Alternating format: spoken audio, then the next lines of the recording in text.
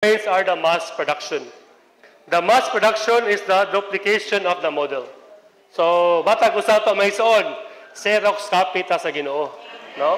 Natay kinabuhi sa Ginoo, natay kinaiya sa Ginoo, no? Pero dili sa ranggo sa pagkaulo. Una nga di nato ipagamay ang butang nga nato gid naluwas ta. And sa naluwas ta nata sa Lord's recovery because we bear the image of Christ, no? Atong gidala ang hulagway, no? Ang kinabuhi hulagway ni Kristo mga igsoon, no? Example diri, ang ato pagkahulagway do ni Kristo sama ni sa usa ka drawing nga gipalupot mga igsoon ba, no? Kadumdum ko sa una, basta na ay assignment nga drawing ang ipa assignment sa maestra. Di mo ko bulong drawing. So akong buhaton, ako picture, ako ang patapot ba, ipalupot. Sundon din ako ang trace unsaang kuan. Unsaang shape, no? Unsaang edges, no? Unsaang hulagway. So kita mga igsoon, kita hulagway ta ni Kristo, no? Hulagway sama ta sa kinabuhig kinaiya ni Kristo. Wala kita, we are the mass reproduction of Christ, no? We are the Xerox copy of Christ, no? Matag usa ka mga igsoon, gipalupot ta sama sa kinabuhig kinaiya ni Kristo mga igsoon. Wala nga di nato ipagamay nga butang, no? We should not di nato ipagamay ang atong pagka-Kristohanon, no? Di nato ipagamay ang atong pagkabalaan diha sa Lord's recovery. Kay pinagi ani mahimo ta basta kay kita man kasama ta sa dagway kinaiya diha sa Ginoo, no? Although napatay mga spots and wrinkles, but sometimes nagpahimulos ta diha sa pulong sa Ginoo, no? By the washing of the water in the word, no? Sa Ephesians, no? Mahimo kita sama sa dagway sa Ginoo. Fully matured, no? Sa tuang MR, masama siya si Kristo ato ang Solomon o kita ang iyang Shulamite, no? Unang karon nga panahon nata sa beautifying process. Amen. Karon mga igsoon, matag usa nato kita man pangasa unon ba sa Ginoo, gipa gopa pa, no? Gipa tahom ta, no? Pinaagi gyud sa pulong mga igsoon. Okay, kita man namatay kinabuhi sa Ginoo, di na siya ma-question. But our ato ang pangasa unon, no? Muni mo ni ang ato ang ato ang iampo sa Ginoo mga igsoon. Diri mga igsoon, sa point A, being absolutely submissive to God and altogether satisfied with God. Muna nga ang Ginoo, samtang nasa sayuta, siya gyud submissive or mapasakop, no? Mapasakop, submissive. Yung dari and altogether satisfied with God. And we have to learn of Him in His absolute submission to God and His uttermost satisfaction with God. Christ was so submissive and satisfied with the Father and His will. Una is, kay kita man ang prototype, kita ang mass production sa Ginoo, ato yung imong pattern si Kristo sa iya ang submissive or sinubtanon mga igsoon, no? Pag ito makita sa Gospels, no? Atong si Joseph ug si Mary dito sila sa templo, no? Dito nagampo ang Ginoo, no? Although ang Ginoo kay samtang nanguli na silang ang si Mary o si Maria o si Jose, ilang nakaplagan nga di ay ang ilang anak nga si Jesus wala nila uban. Moto ilang gibalikan. Moto nga samtang dito na nakita nila si Jesus, nagampo man ang Jesus nga bata ba, ingon ang si Kristo nga ang si Jesus nga wala mabukabalo nga manaang ako sa mga butang sa akong amahan. Pero unsa may gibuhat sa bata nga ni Jesus, nagpailam gyapon siya sa iyang mga ginikanan mga igsoon. Nga in like manner, no? Kita diha sa tuang church life, no? Diha sa tuang family life, no? Naagay ibutang nga mga deputy authority ang Ginoo mga igsoon, no? Diha sa gobyerno sa panggobyerno, no? Napoy gibutang ang Ginoo diha nga mga deputy authority, no? Diha sa iglesia napoy gibutang diha nga mga deputy authority ang Ginoo mga igsoon, no? Even sa panimalay ang mga amahan, no? Mo ni ang deputy authority diha sa panimalay. Una nga ato yung himong pattern sa Kristo, no? Nga mahimutang masinuptanon or sa tuwang iglesiyahanong Panginoon. May phrase nga submissive is better than sacrifice.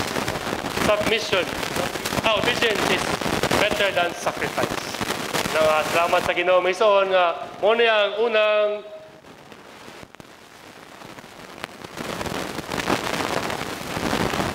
kaduha is being meek and not resisting the opponents, no? And lowly humbling himself among men in his heart. So makita nga pagka malumo ni Kristo mo. Meek is malumo ba no? Diba malumo? No, meek. Ato magita may soon si Kristo gipahulagway siya ni Isaac, no? Si Isaac atong padung na sila sa bukid, no? Dito na siya patyon, no? Pero unsa may gibuhat ni Isaac may son. Imbis kay murisis siya, nagda pa dun siya og kahoy nga isugnod niya. Una nga ato ang Ginoo may son, he is meek and lowly in heart. Una nga even siya ang even sa cross, no? Nahimo siyang masinuptanon gud mga igsoon. No, mahimo siyang malumo, no? Mahimo siyang malumo, no? Not resisting the opponents, no? Even sa ebanghelyo, no? Mga Saduceo, no? Mga Pariseo gipang opos siya, no? Gichastise siya, no? Gikontrahan siya, pero wala siya ming sukol mga igsoon, no? He was lowly and humbling and among men in his heart. Ingon sa 1 Peter nga God resists the proud and give grace to the humble. Ginoo gyud magagasta gyud sa mga mapainobsanon mga igsoon.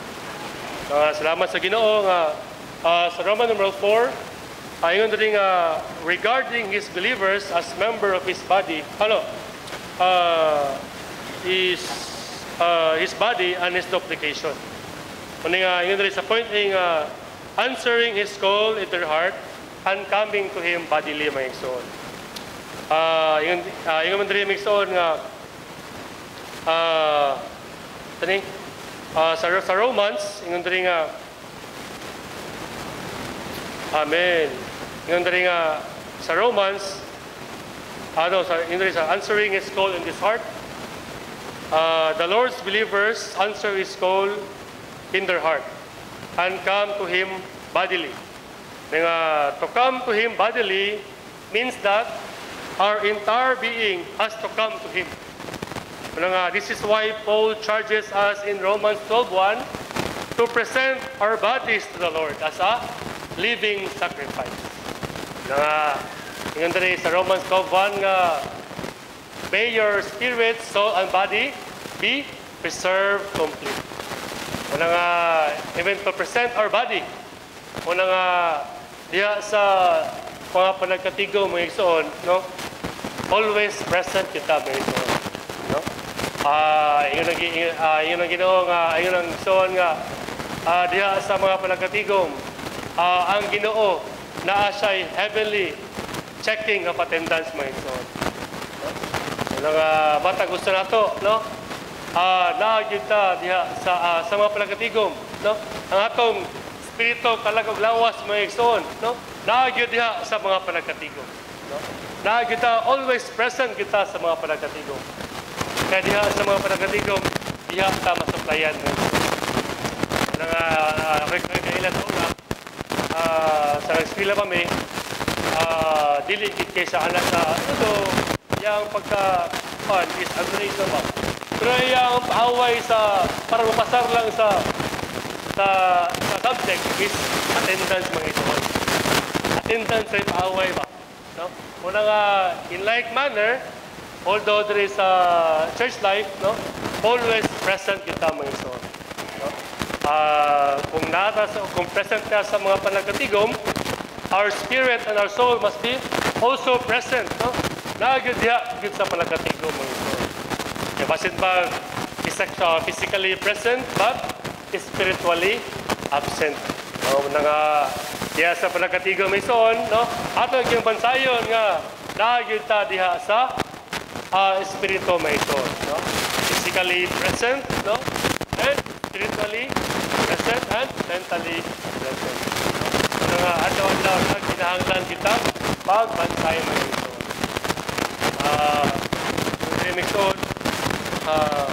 The point B is copying Him in their spirit. The Lord told us to learn from Him. To learn from Him is to copy Him, not to imitate Him outwardly. In this way, we become His duplication and mass production. Diri may ison, we must. The Lord told us to learn from Him. To learn from Him is to copy Him, not to imitate Him. So, naday kalainan ang to imitate and to copy may ison. Ang word na to learn is to copy.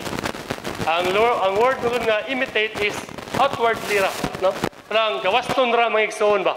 Pero ang pulo nga copy or learn or copy, makaton, no? Makaton mga igsoon is inward mga igsoon. Una nga diya sa Ginoo, ang ato yung pagkaton diya is sulodon nga bahin mga igsoon. In this way, we become His duplication and mass production. The first requirement in learning from Him is to take His yoke, no? Kuha niya, sa ubo na yang yugo, which is God's will. And God's will has to yoke us. And we have to put our leg into His yoke. Unsa man yung yugo sa Ginoo mga igsoon, no? Ang yugo sa Ginoo mao ni ang iyang pamatigayon mga igsoon. Neighbors, yes, do not disseminate yoke with unbelievers. No? Kay ang baka, ang kabaw, di mo siya pwede iuban o yugo sa kabayo. No? Kaya ang kabayo, gusto budagan. No? Kung mabirang kormata, dili pwede ang kabayo o ang baka mag-uban. Kaya ang baka, hinayon man. Ang kabayo, paspas man. Muna nga, yung dito nga, we should not be dissimilarly yoked with unbelievers. But aning kayogo mga igsoon, nag-distribute siya sa pamatigayon sa Ginoo. No? Diya sa pamatigayon, ang pamatigayon sa Ginoo, ingon diri nga God's will has to yoke us, no? Muna nga, and we have to put our neck into this yoke, no? Ato yung ibutang ato ang mga liog, no? Ani nga yogo may son. 70 years ago, as a young man, I took the yoke of Jesus, no? The yoke has protected me for past 70 years. No? We also need to be those who toil for God's economy. No? Kita ang datong nanglimbasog, no? Na nangabudlay, no? Sa pabatigayon sa Ginoo may son. Kundri nga, all the worldly people are toiling and are burdened, no? Burdened in many things, no? Ang mga tao sa kalibutan, sila nabugatan, no? Sila nabugatan sa ilang sa paningkamot, no? Pagpalimbasog, no? Bantaw diha buntag sayo mata na, no, kay ngablik tindahan, no? Dugay mo ingini rison, ingini nga ngit-ngit mo gikan, no? Gabi ngit-ngit mo uli, no? No? Di na gani maka-apil og palagkatigom, no? Di na maka-apil og mga meetings kay perting pangabudlay. Pero pero katong pagpangabudlay mga igsoon, wala din siya masintro, no? Wala siya masintro sa pamatigayon sa Dios, no? Although manikamot man ta, no? Although nanginabuhi man ta, pero atong panginabuhi mga igsoon, no? Ato ang pagpanarbaho, no? Atong pagpanegosyo, no? Basintro gyud, matumong gyud, mapunting gyud diya sa pamatigayon sa Dios. Kay kung ato ang pagpaningkamot, no? Ato ang pagpangabudlay, no? Sa ani nga yutanon nga bahin, na sentro, napunting sa pamatigayon sa Dios, gaan ang yugo mga igsoon. Gaan ang pagpangabudlay. Salamat sa Ginoo. Ingon diri nga the Lord is calling those who are toiling, no? Who are burdened and who have no rest and satisfaction, to come to Him so that He can give the real rest with Him. No? Kung ang tao sa gawas, no? Na sila'y, yun nga, nasa term, ingon nga, unwind ba? No? Pa-unwind. Magbakasyon, no? Magtog lang lugar, no? Well, maayo man na. Pero kita sa pamatigayon sa Ginoo mga igsoon, no? Ang ato ang real rest and unwind ato ang unwind nga mga kapahulayan, no? Ato ang lugar nga kapahulayan, mao di ang panagkatigom mga igsoon. No, diri sa panagkatigom, diri ta masuplayan, no? Diri sa panagkatigom, diri ta maludhawan mga igsoon, no? Although ang pagbakasyon, no, matuglang lugar, makakuan man, makahupay man, pero pag-uli, no? Pag-uli, mao ra gyapon. Mao ra gyapon. Gasto pagwarta, no? Muna nga kita diha sa Ginoo, no? Namatay kinabuhi sa Ginoo, no? We are not common people, no? Di ta common nga mga tao may igsoon, no? Ang ato ang real rest and satisfaction, mao gini ang mga panagkatigom. Na yung we must always be present in all the meetings, no? Sa tanang mga panagkatigom may igsoon, always present kita. Kuna nga ingon diri, point C is sharing in their soul is rest and satisfaction. Kuna ingon sa Ginoo sa last verse sa Matthew 11 nga, come to me who are toiled and are burdened. Kuna nga sa kasatian may igsoon ba? Basta kani magsusog ang ulan, mag-uul ako. Kagabi, ito yung ulan ba? Tapos magbaha na ako ni Lord. So kay, yung mga tao ng social media, sabi kayo ang baha. Uno nga, samtang nagbasa ko ng gabi, pagbukid sa pagkinahanglan ng iso. Kay ang Ginoo gyud, sige atong tinuod sa kawalan. Sa atong tinuod nga kasaligan. Sa kalibutan, wala kay bugtong kasaligan o kapahulayan. Kaya kung wala kay kasaligan, wala kay kapahulayan. Kung wala kay kapahulayan, wala kay kalinaw. Kuna salamat sa Ginoo nga siya ang atuang bugtong karagtaon ng kapahulayan. Siya malang kubon Kristo. Siya ang nagtagos to ang panginahanglan. He is the real shepherd of our soul. Salamat sa Ginoo may igsoon nga tuwang Diyos, no? Yagi siya o kahikayan kay naman sa pamatigayon. Kung kani nga pamatigayon,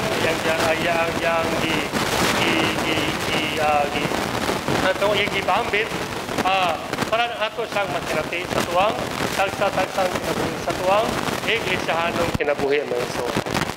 Muna nga, salamat sa Ginoo mga igsoon, no? Na watay laing kasaligan, no? Watay laing bugto, watay laing kapadulngan, sige ang Ginoo ra gid mga igsoon. Amen. Thank you, Lord.